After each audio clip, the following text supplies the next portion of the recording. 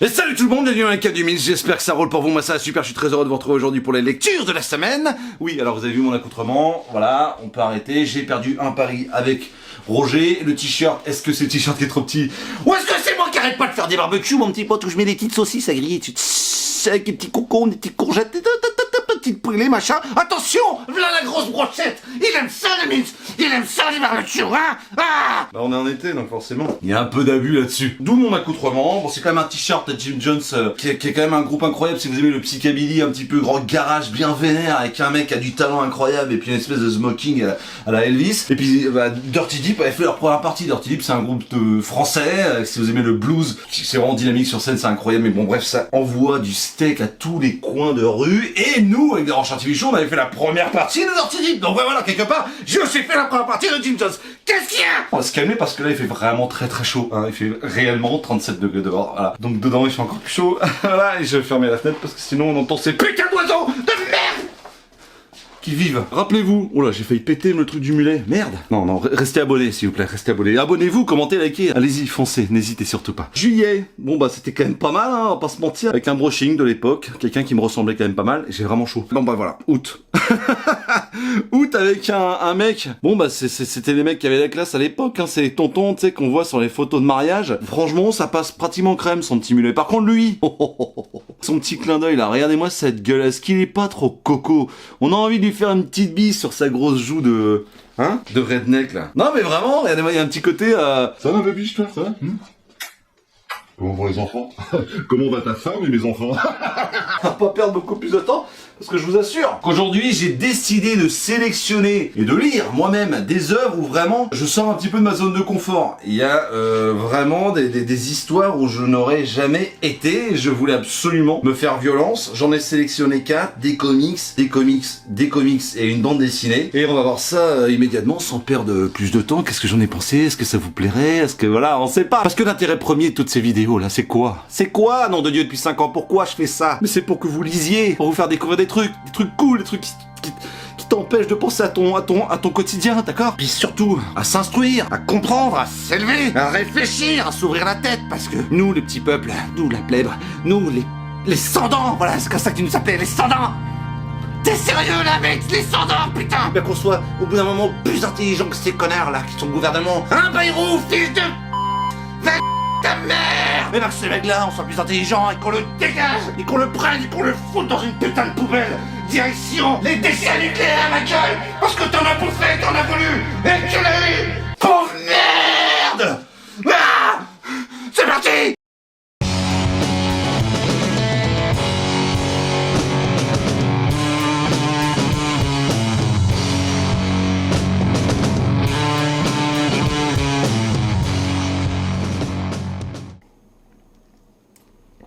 Je sais pas pourquoi des fois je pète un plomb, je vrille, je pète un watt, je sais pas pourquoi je fais ça. Je sais pas pourquoi je fais ça, j'ai un flash, tac, pendant 5 minutes j'ai plus rien, flash blanc, voile rouge, voile noir, pim, je suis en train de tomber, pouf, hop, après je me réveille, 5 minutes plus tard, qu'est-ce qui s'est passé, je sais pas. Et c'est au moment du montage que le monteur m'appelle et me dit bordel, t'as merdé, est-ce qu'on garde pas et tout. Il m'appelle souvent quand même, donc je sais pas. Donc j'ai pris chaud, et j'ai changé de t-shirt. Ah, regardez-moi ça! Oh la beauté! Oui! Stanley! Ok! Alors je sais, c'est un de mes t-shirts les plus moches que vous ayez jamais vu, et j'en suis heureux! Vraiment, je trouve tellement moche, en fait, rien ne va. C'est un t-shirt qui vraiment est beaucoup trop souple, beaucoup trop élastique, qui est synthétique, donc vraiment je suis transpiré comme un veau là-dessous, mais bon c'est pas grave, vous le verrez pas. Mais ça va sentir le poney, je pense, et c'est un t-shirt qui vraiment agresse l'œil, quoi. Regardez-moi la couleur, c'est un tout petit peu bon. Voilà, Stanley, hein, qu'on aime ou qu'on n'aime pas, force est de constater que c'est quelqu'un qui a compté dans les comic books, à l'âge où vraiment rien n'était fait. Donc on va commencer immédiatement avec une œuvre sortie chez Glénat. Ah oui, qui coûte 24 balles, sortie le 11 juin 2025, qui coûte 24 balles, 144 pages, et on va parler d'un sujet qu'on n'a pas l'habitude d'aborder. Franchement c'est cool. Cette BD s'appelle Albertine a disparu. C'est scénarisé à 4 mains et il y a un seul dessinateur coloriste. Le scénario est de François Vignol et de Vincent Guerrier et les dessins et couleurs sont de Vincenzo Bizzarri. C'est un service presse. Je me dois d'être le plus transparent possible. François Vignol qui est coordinateur des enquêtes police justice à RTL M6 et Vincent Guerrier qui est rédacteur en chef de l'hebdomadaire Le Perche. L'histoire racontée ici est inspirée de faits réels. Donc évidemment il y a y a plein de choses qui ont été changées, les noms, les lieux et compagnie, mais en tout cas, ça parle d'un maire, le maire de Courteville, je crois, qui tout simplement, pendant le Covid et la canicule, décide de faire un petit peu le tour de tous les anciens du village, du moins de les appeler pour savoir si ça va, s'ils sont pas en train de tomber raides avec la chaleur et compagnie. Et il va se rappeler d'une meuf qui s'appelle Albertine, qui a 99 ans et que c'est la doyenne du village. Et du coup, il va enquêter pour savoir comment elle va. Et apparemment, personne n'a vraiment trop vu Albertine depuis un petit moment. Et sa belle-fille, coiffeuse, je crois, en a rien à péter, veut plus jamais la voir et compagnie, donc elle s'en fout. Mais heureusement, elle a un fils qui, normalement, lui, apporte à bouffer tous les samedis. Sauf que le maire, en faisant son enquête, il se rend compte qu'en fait, le portail, il ne s'ouvre jamais, en fait. Donc il y a personne qui lui rend visite. Donc il y a un vrai problème, quoi, tu vois. Et donc l'histoire, elle est banale. Donc il va y avoir une enquête, et puis tu vas voir qu'est-ce qui s'est passé. Est-elle toujours vivante? Est-elle décédée?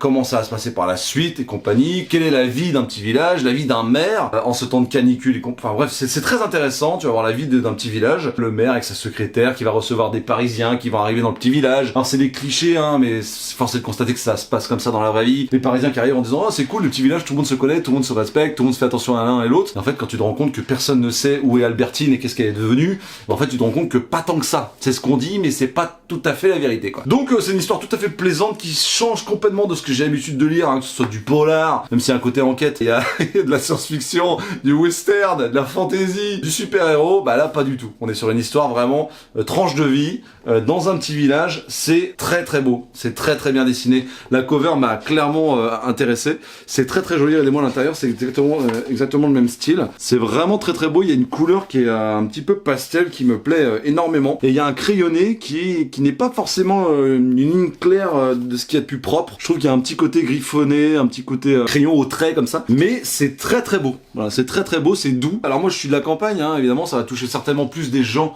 qui ont l'habitude de reconnaître des clochers du village, les petits murs en pierre. Ça sent bon la France rurale, quoi. Donc ouais, j'aime beaucoup cette BD. Je trouve que ça en dit beaucoup sur nos anciens qui sont clairement la mémoire des villages dans lesquels on vit, qu'on grandit. On doit, à mon sens, tous du respect aux anciens à partir du moment où ils se sont bien comportés. À quel moment on laisse tomber les gens sans s'en rendre compte? À quel moment on n'appelle plus trop les gens quand ils sont en EHPAD? Est-ce qu'on peut se mettre un tout petit peu à la place des anciens qui sont en EHPAD et les enfants appellent toutes les 2 semaines? Toutes les 2 semaines, t'es alité dans un hôpital déguisé en maison de retraite. Et respect à toutes les personnes qui font le métier d'accompagner les gens qui côtoient la mort et la vie tous les jours. À quel moment c'est suffisant d'appeler une fois toutes les 2 semaines quelqu'un qui fait partie de la famille? Ils se sentent évidemment abandonnés et en même temps tu peux pas tout le temps faire le déplacement si c'est un peu loin et tout. Tu peux pas tout le temps être disponible pour leur rendre visite. Mais du coup ça parle de cette tristesse là, du fait de maintenant on vit longtemps. Voilà, on vit longtemps et tu te débarrasses pas des anciens comme ça, ils vivent longtemps et parfois certains veulent partir. Le fait que quelqu'un qui n'a plus de famille, qui n'a plus l'envie de vivre ait le droit de choisir avec sa famille d'être accompagné dans la mort. Voilà, c'est un sujet qui est très très compliqué, j'en ai bien conscience, mais ça le soulève un petit peu aussi là-dedans quand le maire va en EHPAD pour poser des questions et tout. Et tu vois des gens qui tout simplement ont abandonné l'idée de vivre et c'est assez bouleversant. Voilà, c'est assez bouleversant. C'est bien branlé parce que tu te rends compte que c'est pas manichéen, c'est pas si simple que ça d'aller voir quelqu'un de ta famille, d'aller prendre des nouvelles. C'est pas si simple que ça d'accepter les choix que tu as faits.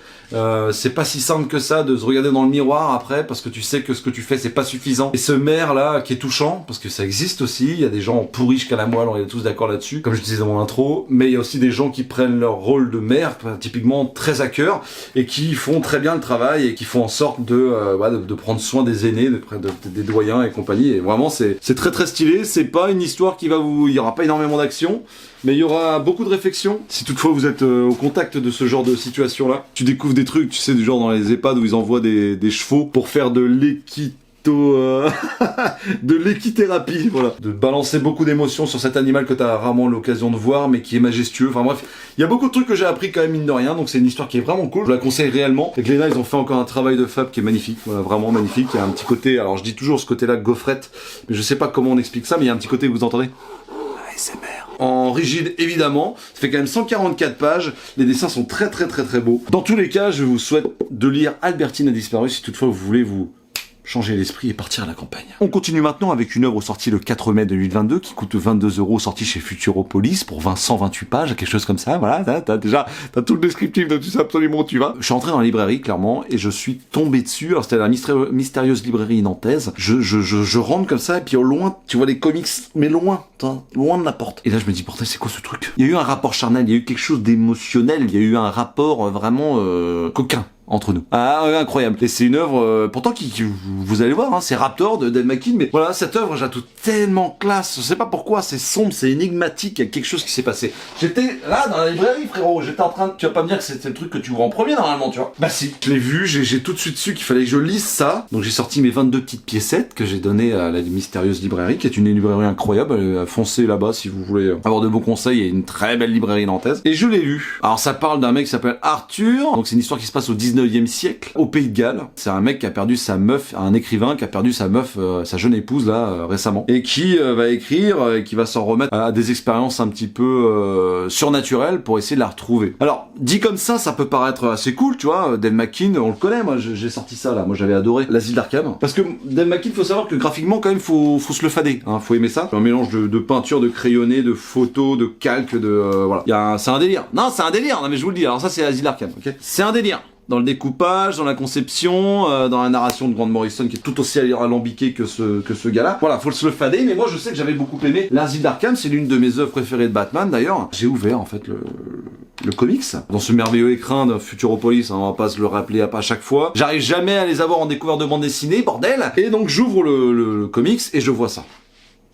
Regardez-moi ces visages, ils sont magnifiques. Il y a un petit côté Picasso, même si maintenant on sait que Picasso, c'est un cul. Il y a que des mecs qui tombent petit à petit en fait. Ah bah non, c'était un violeur. Ah bah non, c'était un nazi. Ah bah non, c'était un pervers narcissique. Ah bah non, c'était un méchant. Ah putain. Il y a un petit côté Picasso, qu'on le veuille ou non, et il y a une espèce d'ambiance avec des fonds qui sont énigmatiques, qui sont mythologiques presque. Il y a quelque chose de complètement dingue. Et il y a un rapport en fait où la tête est beaucoup trop grosse par rapport au corps. C'est une histoire qui va se passer en 2 temps. On reviendra sur l'aspect graphique après. On commence immédiatement avec un délire où t'as de la poésie. Oh, alors là vraiment, j'ai ouvert le bouquin quand ma meuf était à côté du lit, je l'ai lu. Je dis Oh, dans quoi je me suis embarqué, putain. écoutez-moi ça. Des mots descendants, tombant à pic au bas de la page. Mais qu'est-ce que c'est que ces conneries? Entrelacés, imbriqués, une structure mycélienne. Ok, déjà, s'accrocher, mon coup de triple. T'arrêtes ça tout de suite ou je vais faire le con, Vince. Toutes les histoires dont les fréquences résonnent en nous commencent par une descente, une chute. Là, il y a une appellation. Au milieu du chemin de notre vie,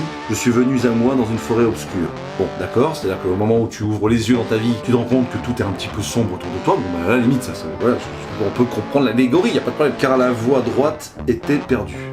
Ah, j'ai bugué, j'ai pas compris. Je suis peut-être trop con, mais j'ai pas compris. L'enfer, chant 1, la forêt obscure et la colline de Dante Alighieri. Ok. Les traductions différent légèrement dans cette tournure de phrase marquent l'esprit je suis venu à moi, auto-appréhension, conscience de soi. Alors déjà, putain, j'ai absolument rien pigé.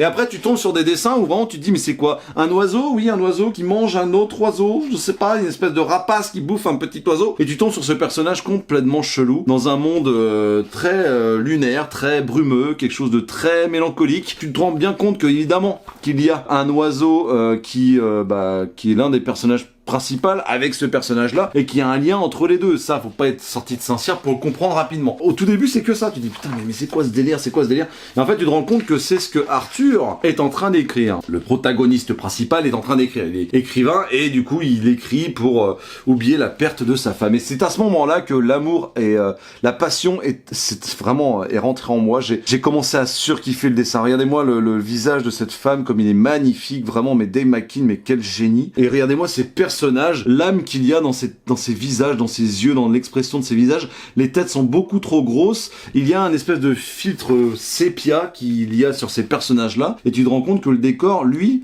est tout différent par rapport à la couleur. T'as l'impression de voir un vieux film où il y a vraiment, tu sais, on appelle ça des gueules. Il y a des acteurs qui ont des gueules, tu vois. Il y a quelque chose qui, voilà, rien que le fait que le mec soit là, sa prestance et son visage font que ça en dit déjà beaucoup sur l'émotion que tu veux véhiculer. Et ben, ce qu'il a fait, Dave McKean, c'est ça. Voilà, c'est ça. Donc en fait, l'histoire c'est simple, hein, c'est ça, c'est Arthur qui écrit pour oublier qu'il a perdu sa femme, pour essayer de la retrouver, c'est plus précisément ça. Et du coup, qui écrit et ça lui fait du bien et il partage ça avec quelqu'un de proche. Et du coup, bah ça va avancer dans sa quête à l'occultisme, au côté, voilà, je fais des expériences pour essayer de retrouver ne serait-ce qu'une petite minute auprès de cette femme que j'aimais de tout mon cœur. Il va se retrouver dans des délires avec des pentacles, avec des gens capuchonnés. Et du coup, il y a une expérience qui va se passer qui sera tellement puissante, profonde et compagnie, qui est juste ici, alors qui est magnifique graphiquement. On va s'arrêter tout de suite là-dessus, mais regardez-moi ça comme c'est beau.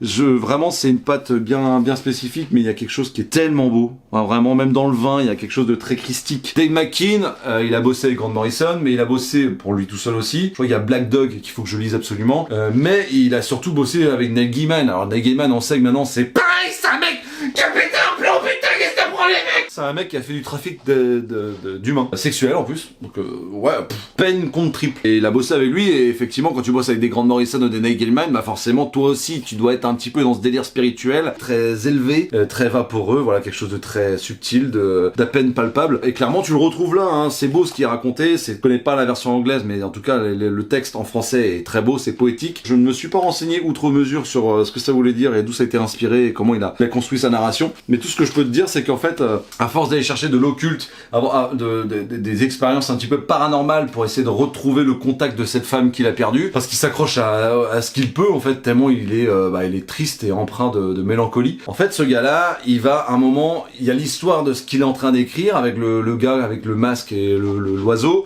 et il y a lui. Et en fait, tu vas te rendre compte que tu ne sais même plus quelle est la vérité, quel est le faux. Est-ce que c'est lui qui écrit? Est-ce que c'est le gars de l'oiseau qui imagine qu'il écrit et qui perd une femme? Est-ce que la femme est représentée par l'oiseau? Il y a toutes ces questions qui sont ouf. C'est une expérience. Je peux pas te dire beaucoup mieux. C'est une expérience. Ça m'a bouleversé. Le début était très compliqué. Vraiment, le fait de planter le décor d'une façon aussi mauvaise au début, aussi poétique, et vraiment, t'as un côté mythique, quoi, mystique. Tu dis mais putain, mais je comprends rien. C'est n'importe quoi. C'est le pire moyen, à mon sens, d'inviter quelqu'un à lire ton histoire. Mais il l'a fait comme il a voulu le faire. Il l'a introduit comme il a fait. Effectivement, en l'ayant relu une deuxième fois, j'ai compris que peut-être l'aspect de l'oiseau qui bouffe l'oiseau, de l'homme est un loup pour l'homme et compagnie, avec le côté de l'argent, le vin à travers le verre qui fait que, bah tu vois, à travers le sang du Christ, avec ce voile religieux qui est... Bref, il y a plein de trucs. Et évidemment, ça me permet juste de réfléchir et de fumer là-dedans dans ma boîte crânienne et de me poser plein de questions, me dire putain c'est peut-être pour ça qu'il a fait ça.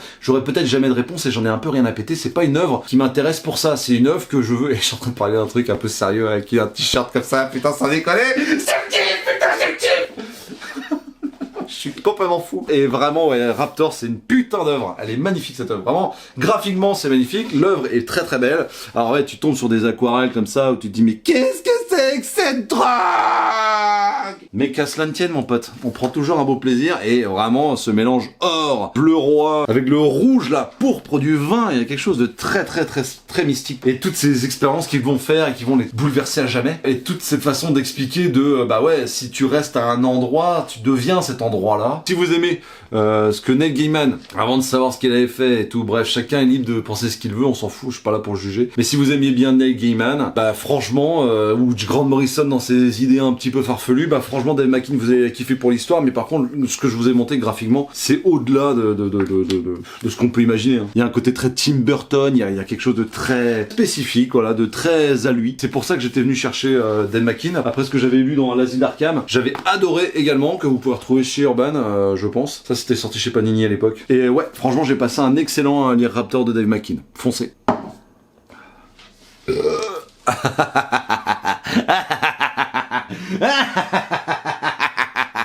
Allez, on continue. Et maintenant, on enchaîne immédiatement avec une œuvre où je vous le dis, si Urban ne me l'avait pas envoyé, je ne l'aurais pas acheté, donc je pense que je ne l'aurais pas lu. Voilà. Donc c'est l'intérêt des services presse, clairement, c'est de revoir son jugement quand une œuvre t'a plu. Vraiment, j'ai adoré. Et pourtant, c'était pas pour moi. Punaise, c'était pas pour moi. Hein. C'est-il plus fort entre la sauterelle et la libellule? Ah, je sais pas, on va regarder. Alors, il y avait pas le côté... Alors, pas à ce point-là. Je vous vois, là, derrière. J'étais pas en train de côté nihiliste, en train de me dire, mais non, mais c'est de la merde, ça, c'est un truc pour les enfants. Pas du tout. C'est juste que je me suis dit, c'est un petit côté Power Rangers, et moi, je suis pas fan des Power Rangers, voilà, c'est mon truc. Pourtant, j'aime bien le cinéma de Michael Bay, tu vois, il y a un côté un peu Transformers et tout, mais dans l'explosion, dans la générosité. Non, je me suis dit que c'était pas pour moi, et en fait, je me suis trompé. Voilà, sorti le 4 juillet 2025. 25, qui coûte 25 €, 192 pages, il y a 6 issues dans cet énorme format Urban qu'on commence à avoir l'habitude maintenant, qui fait des belles bibliothèques avec des belles collections. Trop content qu'il est sorti dans ce format-là, dans ce grand format, parce que Jason Fabok, qui est au dessin, est un tueur. C'est scénarisé par Geoff Johns, évidemment. Trop content d'avoir lu ça, parce que vraiment, j'étais parti pour me dire que c'était pas du tout pour moi. Voilà. Donc merci Urban pour la découverte, parce que franchement, ça aurait été con que je passe à côté de ça, tout simplement. De quoi ça parle? On est au 24e siècle, donc on est dans un espèce de futur science-fictif où une planète artificielle a été terraformée et cette planète tombe en décrépitude. Putain, les mots que j'utilise frérot en ce moment. Elle tombe en décrépitude et donc du coup, le côté d'avoir été terraformé est en train de réduire comme peau de chagrin. Mais bordel, quelle expression incroyable. Et du coup, il reste plus beaucoup de place pour vivre. Mais t'inquiète pas frérot, il y a pratiquement plus personne sur cette planète. Toutes les personnes qui ont un peu de pognon, en tout cas c'est sûr, eux sont déjà partis là-haut dans des fusées et laissant le protagoniste principal, Rook, seul, comme dans une énorme ville à l'époque par exemple, tu vois, il est seul au monde. Il y a un petit côté, je suis une légende, tu vois. Et du coup, lui, il se construit il est dans cette ville-là, il habite là et il se construit un vaisseau pour se barrer lui aussi. Et ça, c'est une œuvre qui est plus profonde que ce qu'on peut imaginer. C'est une œuvre qui va, à mon sens, parler du fait de devoir se battre pour sauver ce qu'il reste à sauver ou de devoir fuir comme un lâche. Voilà. C'est même l'histoire en parallèle avec son père. Il y a beaucoup d'histoires comme ça. Enfin, il y a beaucoup de petits clins d'œil par rapport à ce thème-là et c'est quand même cool qu'il y ait un thème principal qui sorte de ce comics. La petite particularité, c'est que sur cette planète artificielle, à l'époque, tous les animaux étaient dirigés. Voilà, on pouvait choisir ce que les corbeaux allaient faire, c'est-à-dire éviter de bouffer les cultures, par exemple, ou les loups, éviter de bouffer les moutons et compagnie. Bon, là, il y a des casques qui dirige ces animaux-là et maintenant ils sont tenus par des hors-la-loi, tout simplement. Rook, lui, qui a toujours grandi dans la paysannerie, avec la ferme de son père et compagnie, lui, il contrôle les corbeaux, tout simplement. Il y a un copain à lui qui contrôle les sangliers, les cochons sauvages, tu vois, il y a une copine à lui qui contrôle les loups, il y a des gens qui contrôlent des tortues, des lapins, des araignées, des sauterelles, des machins, les boucs, les dragons, non pas les dragons, mais tu vois, chacun contrôle un animal et tout le monde fait sa petite popote. Sauf que maintenant que c'est la kermesse et que c'est un peu un no man's land, tout le monde se met sur la gueule jusqu'à ce qu'il y ait un pote à lui qui se fasse décimer. Et donc là il va se poser la question de putain, est-ce qu'il doit venger son pote ou est-ce qu'il doit prendre la fusée et se tailler, hein, parce que c'est de famille apparemment. Et voilà, ça va être tout le dilemme de cette histoire. On va regarder les dessins, hein, parce que vraiment ça a été l'un des points principaux où je me suis dit ah ouais non, ok d'accord, j'aime beaucoup. Ça a beaucoup aidé le dessin pour que j'aime cette histoire, parce que Jason Fabok est l'un de mes dessinateurs favoris. Je suis fan de Jason Fabok. Et là, voilà, regardez-moi ça. Habituellement, une splash page comme ça, c'est en mode, t'as un t-shirt du mec de fan de Johnny. Alors les fans de Johnny, ils font ce qu'ils veulent, y a pas de problème. Et c'est vrai que les t-shirts, des fois, c'est pas ouf, quoi. T'as une espèce de montagne, avec tout en haut une espèce d'ombre, avec un indien comme ça qui est là, donc hyper clichax, avec une forêt de sapins juste en bas, et puis t'as un loup en premier plan qui fait et derrière t'as une lune, deux lunes, trois lunes de trois couleurs différentes avec une espèce d'une arche stellaire qui est tu vois le délire. Et ce genre de t-shirt là, tu sais, c'est les mêmes illustrations qui sont faites au pétard, tu sais, à la peinture sur les camions des fois là, tu sais. J'ai jamais compris ça. Grand bien vous fasse les gars, hein, et les filles. Mais moi c'est vrai que j'ai jamais compris ça. Je trouve que c'est un tout petit poil de, tu vois. J'ai un pote qui avait fait un puzzle comme ça. Non mais je balance tout. J'ai un pote qui a fait un puzzle qu'il avait affiché chez lui où il y avait deux tigres blancs du Bengale qui était qui était comme ça devant avec un lac derrière et une espèce de coucher de lune avec trois lunes. Vraiment, c'est de là que ça vient avec une espèce de reflet dans le truc avec des flamants roses. Ah, au secours! Et à la base, moi, c'est ce que ça me fait penser quand tu me dis, tiens, on va mettre des sangliers qui se battent contre des ours dans une forêt où il y aura des espèces de proportions qui vont être complètement dingues et tout. Et tu dis, ça va être kitsch. Pas du tout. Jason Fabok est un tueur, mais Jason Fabok est trop fort pour dessiner de l'eau. Il est trop fort pour dessiner la forêt. Il est trop fort pour dessiner une terre désolée. Il est trop fort pour dessiner des vaisseaux spatiaux, les animaux, tout, voilà. Donc il y a le côté très science-fiction, il y a le côté très baston, et il y a le côté, discussion, efficacité de Geoff Johns, quoi. Geoff Johns, c'est vraiment un tueur. C'est vraiment un gros tueur. Je sais pas comment expliquer ça. Il y a un peu d'exposition, évidemment. On va voir, évidemment, toutes les personnes qui dirigent les différents animaux. Alors là on voit par exemple il y a des renards, il y a des araignées, les boucs, et c'est vrai que c'est un petit côté un peu sympa de se dire il y a un animal totem pour chacun. Et de par le décès du pote de Rook, il va devoir faire équipe avec la louve qui dirige les loups et du coup venger son pote et compagnie contre un mec qui lui dirige les ours. Ouais, tout simplement. C'est assez crédible, mine de rien, je me rends bien compte. Arrivé à la première issue, ça donne envie d'aller à la deuxième. J'enchaîne la deuxième et là vraiment j'ai commencé à prendre un pied absolu. Et la troisième, ça monte en crescendo, la 4e il y a une espèce de mini-plan, la 5e c'est la baston, et la 6e te donne envie d'aller sur la suite, quoi. Donc oui, je vous le dis clairement, j'irai sur la suite, c'est inespéré, c'est incroyable, c'est magique, c'est Geoff Johns, quoi. Geoff Johns, vraiment, il m'épatera tout le temps, et Jason Fabok, mais quelle classe, quoi, quelle classe. Les bastons sont dynamiques, le travail de détail, moi qui adore ça, ça fourmille dans tous les sens. Il y a vraiment cet aspect terre désolé,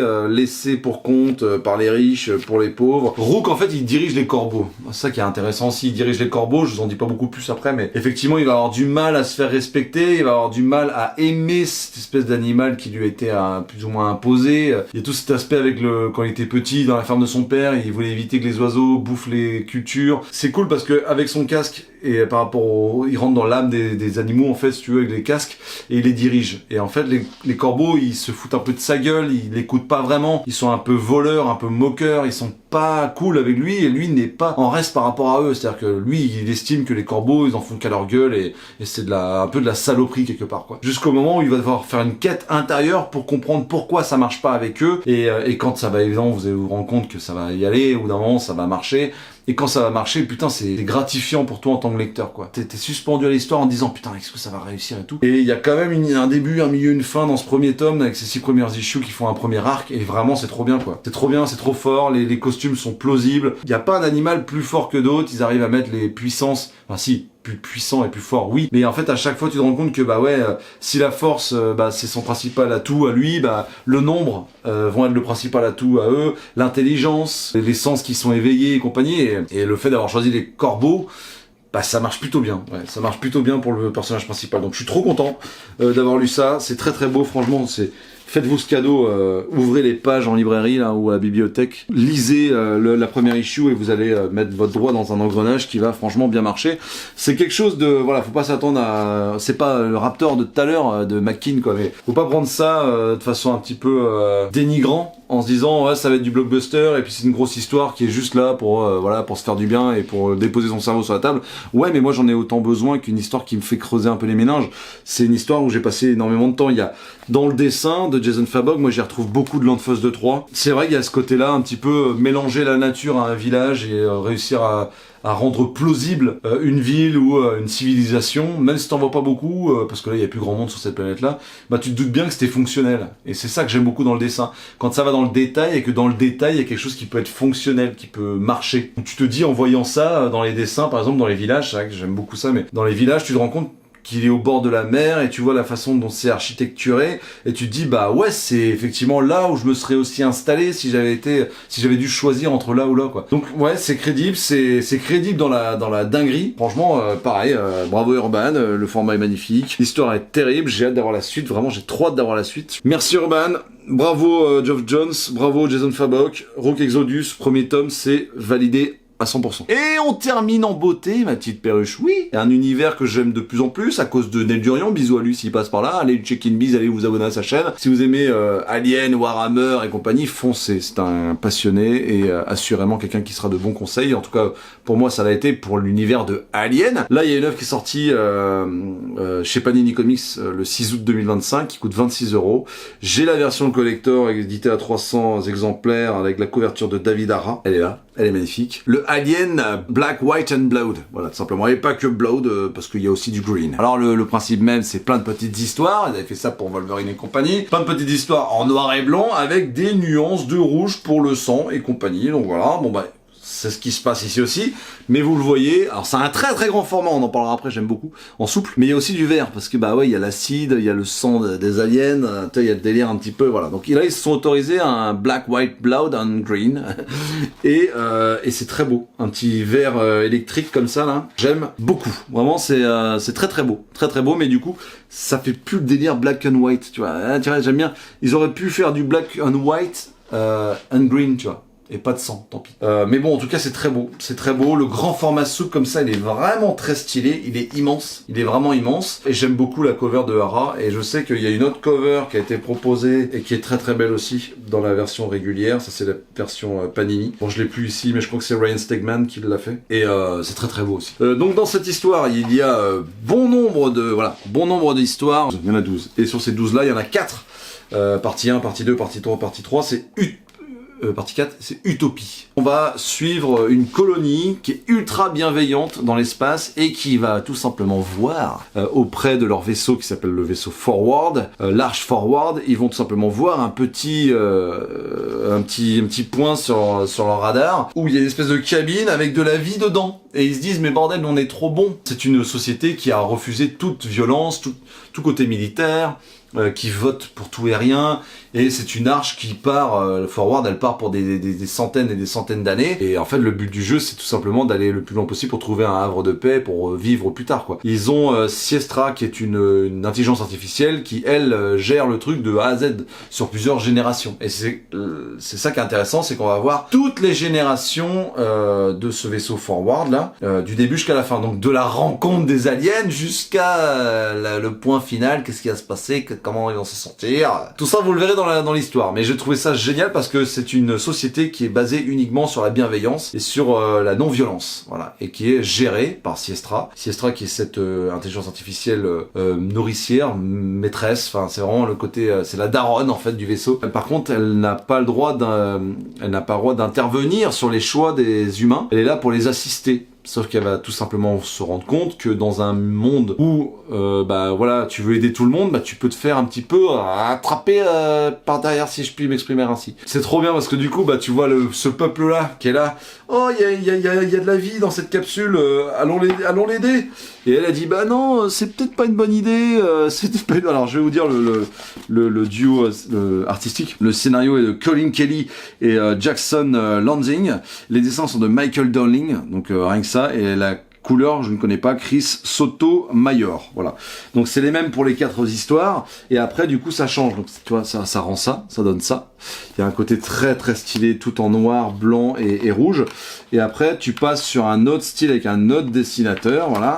Bim, t'as un autre dessinateur. Et après, t'as encore une autre histoire avec un autre dessinateur qui est juste là. Et à chaque fois, c'est des artistes incroyables. Franchement, j'aime de plus en plus ces recueils-là. Et après, hop, tu reviens sur Utopie numéro 2 et tu repars sur l'histoire où tu te rends compte que entre le tome 1 et le tome 2, il y a un réveil douloureux. Hein, parce qu'ils ont tout simplement voulu aider cette capsule où il y avait de la vie dedans. Ils sont allés au contact de celle-ci. Ils ont ouvert le sas. Bizarre, il y avait un alien horrible derrière. Un xénomorphe, pardon. Qui est juste là, qui est magnifique, vraiment magnifique, et du coup, bah là, c'est la merde. Parce qu'une fois qu'ils ont vu ça, ils se barrent en courant, ils ferment le sas, et ils commencent à discuter. Et comment on est censé réagir à un événement xénogénétique, hein? Tant. Il y a des soldats, ils sont en cryo-sommeil, Garine, section 5, sous-section 465, ils sont armés et entraînés pour défendre le Forward de toute façon hostile. Des soldats? Mais on a embarqué sur ce vaisseau pour abandonner la violence et vous dites que ce cancer est parmi nous? Voilà, tu vois. Et donc du coup, en fait, c'est marrant parce que c'est un peu des hippies de l'espace qui vont rencontrer un xénomorphe. Du coup, tu te dis, mais qu'est-ce qui va se passer, bordel? Heureusement qu'ils sont là, les militaires. Sinon, je donne pas cher de votre peau, les amis. Il y a un moment, la violence, c'est mal, mais à un moment, faut se défendre, tu vois. Donc j'ai trouvé ça excellent, la fin est géniale et c'est tout ce que j'aime dans la science-fiction, c'est-à-dire un vaisseau, des bestioles dégueulasses, et puis des gens un petit peu crédules. Et heureusement, il y a des militaires bien entraînés, mais bon, entraînés par rapport à un xénomorphe. C'est un peu la merde. Et puis à côté de ça, toute une galerie de petites histoires indépendantes, toutes plus magnifiques les unes que les autres, quoi, avec des propositions graphiques bien tranchées. Ça rigole pas, hein, c'est vraiment gore et tout. C'est vraiment gore, c'est vraiment vénère, j'adore. Voilà, il y a des artistes incroyables. Regardez-moi ça comme c'est beau. C'est magnifique, et puis cette nuance entre le noir, blanc, rouge et vert, du coup, ça marche terriblement bien. Il y en a qui décident simplement de mettre une dominance de rouge sur leur page, c'est très très beau. Voilà, c'est une œuvre vraiment pour les passionnés de Alien. Alors je pense pas pouvoir dire que je suis un passionné de Alien, mais plus ça va, plus j'ai envie d'en lire et plus ça m'intéresse. C'est passionnant, ça touche la génétique. En plus là on est dans un vaisseau où en fait il y a des lois qui sont mises sur ce vaisseau qui est le Forward, et qui sont respectées par Siestra, qui est l'intelligence artificielle, mais en fait tu te rends compte de la fragilité de la création de lois, d'un système où tout le monde va pouvoir vivre ensemble et faire société. Et en fait tu te rends compte qu'en fait tout n'est pas possible. Il y a un moment il faut de la nuance dans tout, et là au lieu d'avoir de la nuance de façon militarisée, on est dans de la nuance de façon vraiment anti-militarisée, et j'ai trouvé ça terrible quoi. Et puis graphiquement c'est magnifique, ce grand format format est magnifique. Je suis trop content d'avoir cette œuvre avec cette espèce d'énorme xénomorphe là de ouf. David Hara il est trop fort, c'est magnifique.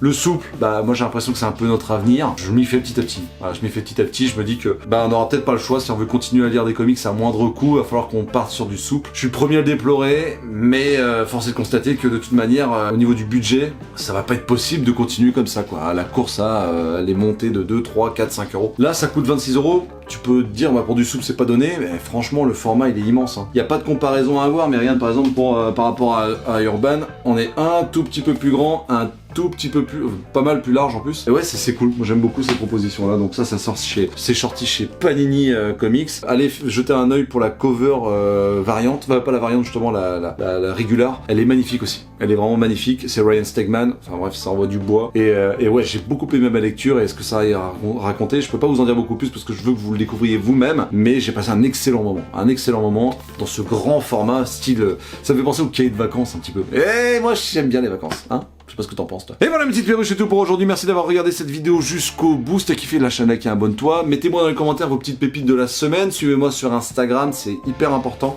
pour les réseaux et compagnie. Et puis vraiment, je prends un plaisir absolu à vous lire et à découvrir des œuvres. J'ai acheté des œuvres à cause de vos commentaires. Et je pense qu'un jour, je ferai un épisode avec tout ce qui m'a été recommandé. Parce que vraiment, il y a des putains de bonnes idées et il y a des trucs qui me hype de ouf. Il y a même des trucs que j'ai lus grâce à vous qui m'ont touché de ouf. C'est hyper bénéfique. Aujourd'hui, on a vu Albertine a disparu. Une putain d'histoire de tranche de vie dans un village de campagne que j'ai vraiment beaucoup aimé. J'ai pas l'habitude de lire ça et franchement ça fait du bien parfois de sortir de ses habitudes. Alien c'est pareil, hein, je suis pas un aficionados de Alien, j'ai dû lire 3 ou 4 comics peut-être, mais l'univers me plaît de ouf, les 2 premiers films je les ai adorés. Et donc bah ouais, c'est trop cool d'avoir lu ça, cette histoire est incroyable, l'histoire de Utopie là, elle est vraiment trop bien, c'est un aspect que je n'avais pas encore vu sur Alien, avec une population qui décide tout simplement d'être en paix et de ne pas utiliser bah voilà les militaires, les armes, le feu en fait, pour pas te verser de sang quoi, parce que bah quand il y a un xénomorphe frérot, faut recouvrer très vite quoi.